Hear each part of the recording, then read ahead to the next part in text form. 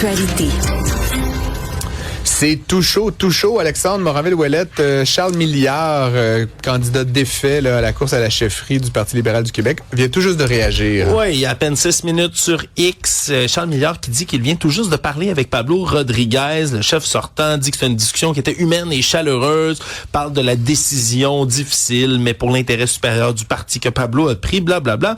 Il parle d'une pensée sincère pour lui, ses proches, parle ensuite, il se lance en disant qu'il y a la conviction que le Parti libéral doit avoir un leadership économique, social. Puis là, c'est ça. Il se lance dans une espèce de longue tirade sur le parti. Et l'essentiel, je vous le lis. La suite est maintenant entre les mains des instances du PLQ. J'attendrai de prendre connaissance des choix de la direction du parti avant de prendre mes propres décisions. Aujourd'hui, une chose est certaine, l'heure des grands changements a sonné. Le renouveau du PLQ est nécessaire, incontournable et urgent. Les Québécoises et les Québécois nous regardent. Comment annoncer que tu te présentes sans dire que tu te présentes? En toute transparence, nous avons invité M. Milliard à l'émission d'aujourd'hui. Il n'a pas répondu à nos sollicitations, mais l'offre tient toujours. Donc, si jamais il se libère d'ici 18h, Charles, vous pouvez nous appeler. On sera ravis d'échanger avec vous puis on sur ce que les instances du PLQ vont réfléchir dans les prochains jours. Parce que c'est procédure d'usage là, quand même. On se comprend que ça aurait été mal avisé, mal vu là, de la part de Charles Milliard ou de n'importe qui de dire « Ben oui, moi je vais le remplacer » Pablo, tu sais, c'est la place publique. Ça se fait pas vraiment. Donc, on remarque, et tu le fais très bien, Alexandre, la différence de ton entre le message de Marois Risky il y a 1 heure et celui de Charles Milliard à l'instant. Il n'y avait aucun doute dans le premier cas. Là. On est plutôt, disons, dans la nuance, n'est-ce pas?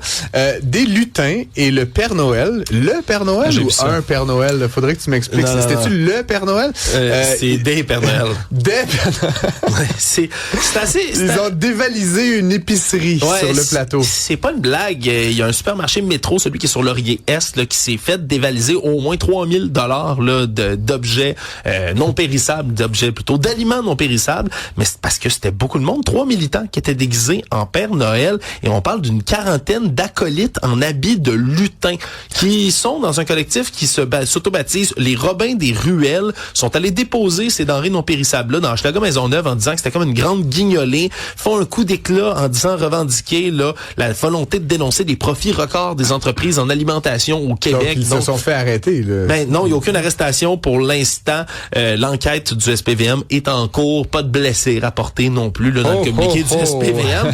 Mais c'est assez spécial cette histoire-là. Et donc, eux là, étaient masqués et revendiquent donc là, ce qu'ils ont fait comme un coup d'éclat là, un peu anticapitaliste. Il y a des images qui ont fait le tour. Là, désacraliser le Père Noël pour si peu, il me semble que c'est faire injure au personnage, n'est-ce pas? Peut-être qu'ils vont avoir du charbon dans leur bas de Noël. Mon fils Elliot ne serait pas fier d'eux. Denis Coderre, on l'a vu ce matin dans le journal, est poursuivi par son ex-conjointe. Ouais, c'est une drôle d'histoire là, qu'accable l'ancien maire de Montréal, Denis Coderre, et c'est son ex-femme qui le poursuit pour non-respect d'engagement de ce qu'ils ont pris comme entente durant leur divorce. Là, c'est un peu technique, mais j'essaie de vous résumer ça. En gros, Denis Coderre s'était engagé par écrit en août 2024 à assumer tout le solde de la marge de crédit qui était relative à leur ancienne résidence familiale, là, parce qu'il y avait quand même un déséquilibre financier entre les deux ex-conjoints qui s'étaient laissés là après 30 ans de mariage. Et là, le problème, c'est que M. Coderre, depuis ce temps-là, il y a eu une hypothèque légale qui a été comme saisie par les autorités fiscales. Il y avait 450 000 $ d'impôts impayés. Là, ça l'avait d'ailleurs là, pas mal suivi dans ses démarches là, lorsqu'il voulait revenir en politique. Et là, dû même devoir de l'argent à Revenu Québec aussi. Et au bout de tous ces déboires-là, ben, semble-t-il qu'il ne souhaite plus là, rendre l'argent qu'il devait à son ex-conjointe dans ce cadre-là. Donc, elle le poursuit pour à peu près 165 000 $. De l'argent, si je comprends bien, une partie de l'argent qui a été récupérée par la vente de la propriété a servi à payer Revenu Québec. Donc, essentiellement, qu'il y avait une créance, là, une hypothèque légale. Donc, ultimement, il restait peut-être justement moins de liquidité là, qu'il avait anticipé en mettant la propriété avant. Ceci dit, je rappellerai que lors de la deuxième fois qu'il s'est présenté là, contre Valérie Plante, il y avait évidemment l'histoire de ses revenus. Tu te rappelleras, Alexandre? Et je me rappelle, écoute, c'est un ordre de grandeur, là, mais il me semble que l'année précédente, son engagement à la mairie, il avait gagné comme 465 000 $. Oui.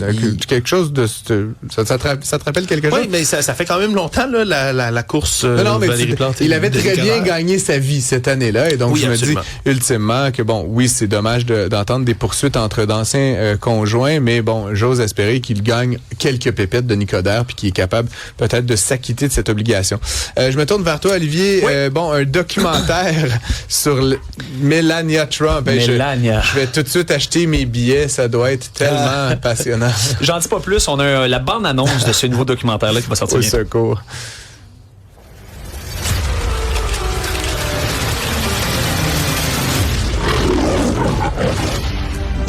MGM. You can come in. Come on in. My proudest legacy will be that of peacemaker. Peacemaker and defiant.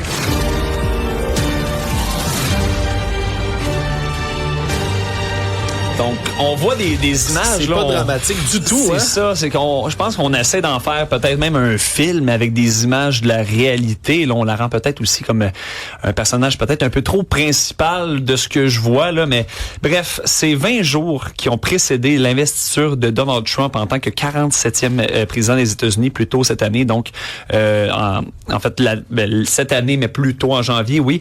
Et ça va être en salle le 30 janvier 2026. Écoutez, je sais pas quoi dire d'autre qu'à part que ce sera un film de durée de 104 minutes, ok, qui sera présenté dans de nombreux cinémas en Amérique du Nord, Amérique du Sud, Asie, Europe, Israël. Donc on veut faire ça, on fait une tournée mondiale d'un sujet qui, je pense, concerne seulement les États-Unis. Par contre, est-ce qu'on peut dire que ça sera pas divertissant? Je pense pas on peut dire ça. Ça risque d'être très divertissant, puis je vais être le premier à vouloir regarder ce documentaire-là. M'abstenir d'ajouter de l'huile sur ce feu. Messieurs, merci beaucoup. On se retrouve un peu plus tard.